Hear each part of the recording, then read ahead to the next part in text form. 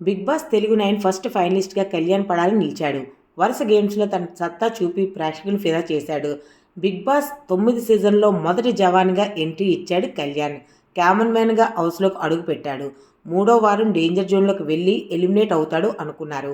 అమ్మాయిల పిచ్చోడు అంటూ వచ్చిన నిందలు భరించాడు. అదే అమ్మాయి గెలుపులో మూలస్తంభంగా నిలబడింది. కేవలం కళ్యాణ్ సెలబ్రిటీల చుట్టూ మాత్రమే తిరుగుతున్నాడని హేళన చేశారు. ఇలా ఎన్నో భరించిన కామన్ మ్యాన్ కళ్యాణ్ 2 సార్లు కెప్టెన్ అయ్యాడు. ఏకంగా ఫస్ట్ ఫైనలిస్ట్గా నిలిచి అదే సెలబ్రిటీల చేత సబాష్ అంటూ చప్పట్లు కొట్టించుకున్నాడు. కానీ టికెట్ టు ఫినాలే కళ్యాణ్కి దక్కడం పెద్ద మైనస్గా కానుంది. ఈ విజయం ఫైనల్ కప్కి దూరం చేసే ఛాన్స్ బలంగా ఉంది. కళ్యాణ్కి బిగ్ బాస్ విన్నర్గా నిలిచే అర్హత 100% ఉంది. అదే సమయంలో తనుజ నుంచి గట్టి పోటీ కూడా ఉంది. తనకు మహిళల బలమైన ఓట్ బ్యాంక్ ఉంది. ప్రస్తుతం బిగ్ బాస్లో జరుగుతున్న పరిణామాలు గమనిస్తే కళ్యాణ్ విన్నర్ అవడం చాలా కష్టమని చెప్పొచ్చు.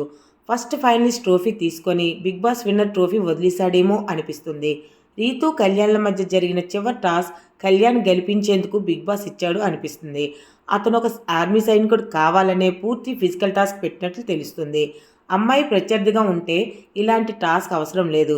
ఫస్ట్ ఫైనలిస్ట్గా నిలిచిన కళ్యాణ్ మరో 2 వారాలు ఓటింగ్లో కనిపించడు. ఈ వారం కెప్టెన్ కావడంతో ఇప్పటికే ఓటింగ్లో లేడు. దీంతో టైటిల్ కోసం ఓటింగ్ రేస్లో మాత్రమే కళ్యాణ్ కనిపిస్తాడు. తనూజ దాదాపు ప్రతి వారం రేస్లో ఉంటుంది. ఫస్ట్ ఫైనలిస్ట్గా కళ్యాణ్ గెలుపులో తనూజ పాత్ర కూడా చాలా ఎక్కువగానే ఉంది. కళ్యాణ్ కెప్టెన్ కావాలని ఆమె బలంగా కోరుకుంది. ఆపై అతనికి సపోర్ట్ కూడా చేసింది. ఇలా తనూజకే చాలా ప్లస్ పాయింట్లు ఉన్నాయి. దీంతో దాదాపు బిగ్ బాస్ విన్నర్ తనూజ అయ్యే ఛాన్స్ ఎక్కువగా ఉంది.